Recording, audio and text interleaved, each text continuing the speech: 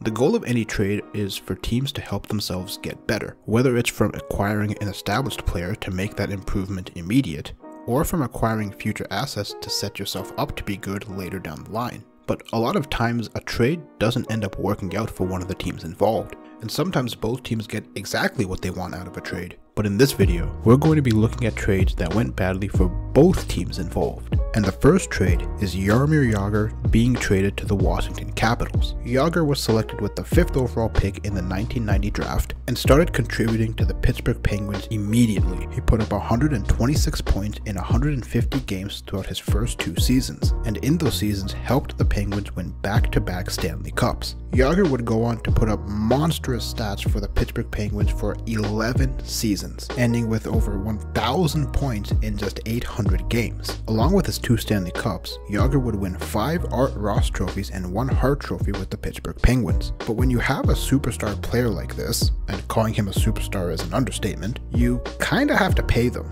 a lot. The Penguins decided they didn't want to do that and traded him to the Washington Capitals after the 2001 season. The trade was Jaromir Jagr and František Kučera in exchange for Chris Beach, Michael Sivek, and Ross Lupischuk. And if you recognize any of those 3 names, then you're a liar. Chris Beach played a total of 100 games for the Penguins and put up 27 points. Sivek put up 6 points in 38 games and then was out of the league. And Ross Lupischuk played a grand total of 3 NHL games in his career. Jagr was traded for 3 guys who combined for 141 games and 33 points. As for why this trade was a loss for the Washington Capitals, while Jagr was over a point per game in his time with the Capitals, he wasn't producing at the pace he was in Pittsburgh. With the Capitals, he never got more than 80 points in a season, and in that time, the Capitals only won a grand total of 2 playoff games, and the big contract extension they gave him did not look to be worth it for them anymore. And in the middle of the 2004 season, the Capitals traded Jagr to the Rangers in exchange for Anson Carter. And to make it worse, in his first full season with the Rangers, Jagr put up 123 points, after failing to reach 80 in a season with the Capitals. Who would have thought that trading for an all-time great player in his prime would be a bad trade? And the next trade on this list also involves an all-time great player, specifically at the goalie position, and that is the Ed Belfour trade, sending him to the San Jose Sharks. Ed Belfour made his NHL debut in the 1989 season, but his first full season would come in 1991. And in that season, he put up a .910 save percentage, a 2.47 goals allowed average, and won the Calder, the Jennings, and the Vezina. And for the next few seasons, he remained as one of the best goalies in the league. In his time with the Blackhawks, Belfour won 3 Jennings Awards, 2 Vezinas, was a 2-time first-team All-Star, and even helped the Chicago Blackhawks make it all the way to the Stanley Cup Finals in 1992. But in the 1997 season, due to his impending free agency, and Chicago not believing they'd be able to re-sign him, he was traded to the San Jose Sharks. In exchange, the Chicago Blackhawks got Ulf Dahlin, Michael Sikora, and Chris Terry. Dahlin would only play a total of 30 games for the Blackhawks, in which he put up 14 points. Michael Sikora would also only put up 14 points with the Blackhawks, but he played 56 games. And Chris Terry only played 26 games for the Blackhawks, in which he put up a .904 save percentage and a 2.47 goals allowed average.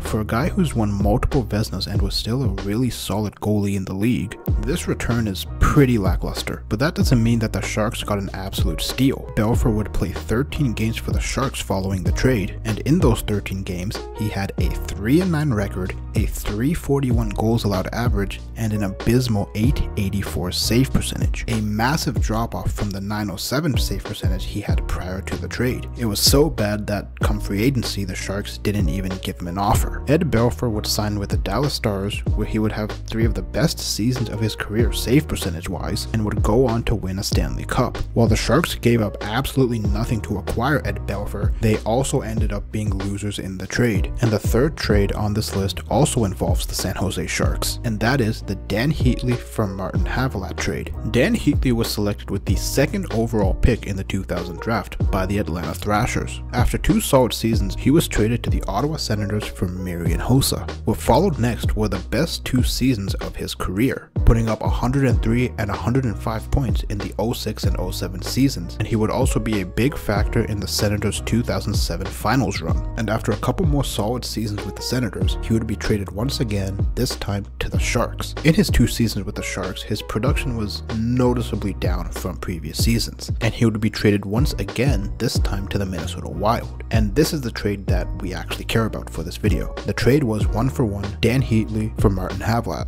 This trade was immediately bad for the Minnesota Wild. In his first season there, he only played 36 games and put up 21 points. The following season would only put up 28 points in 76 games played. Heatley showed signs of regression in San Jose, but completely fell off once reaching Minnesota, and he would retire shortly after. As for the other side of the deal, the Sharks got Martin Havlat. Havlat started his career in Ottawa and was actually briefly teammates with Dan Heatley. With the Senators, he was always a reliable offensive contributor. He would sign a 3-year deal with the Chicago Blackhawks, where his offensive production was still really solid despite missing a good chunk of games as a Blackhawk. After his Blackhawks deal, Havlat would sign a 6-year deal with the Minnesota Wild, but after just 2 seasons, he would be traded to the Sharks for Dan Heatley. And just like with Dan Heatley, Havlat's game would fall off after the trade. In Havlat's case, he just couldn't stay healthy. He missed 44% of the regular season games in his 3 years as a member of the Sharks. Both the Sharks and the Wild got a player who immediately regressed upon being traded. All of the trades we've talked about so far have involved players, which most trades do, but the last trade on this list doesn't involve a single player. Oddly enough, it involves a head coach. That's right, a team traded their head coach. Before the start of the 1988 season, the New York Rangers and the Quebec Nordiques would make a very odd trade. The Rangers traded their first-round pick in the 1988 draft in exchange for Nordique's head coach Michel Bergeron. As far as I know, this is the only time an NHL head coach has been traded, but with the amount of player coaches that were around back in the days, I'm sure it's probably happened sometime before, but it's still crazy to see happen. As for how the trade backfired for both teams, the new coaching acquisition did not help the Rangers improve whatsoever. The Rangers would miss the playoffs in the 1988 season and would end up firing Bergeron in the 1989 season with just 2 games remaining. They missed the playoffs that year as well, so the Rangers traded a first-round pick for a head coach who failed to get them into the playoffs, and then fired him the next season. And because they missed the playoffs, the first-round pick they traded away ended up being the 5th overall pick. As for the Nordique side of the trade, they used the 5th overall pick to select defenseman Daniel Dorr. Dorr would only go on to play 17 games in his entire NHL career, an absolute waste of the 5th overall pick, especially considering that Jeremy Roenick, Rod Brind'Amour, and Teemu Selanne were all still available. Had the Nordiques selected any of those 3 players, this would have been an absolute steal of a trade, but instead both teams end up as losers. And those are all of the lose-lose trades that I have for this video. If you enjoyed it, consider liking the video and subscribing to the channel. But that does it for this video. Thank you for watching.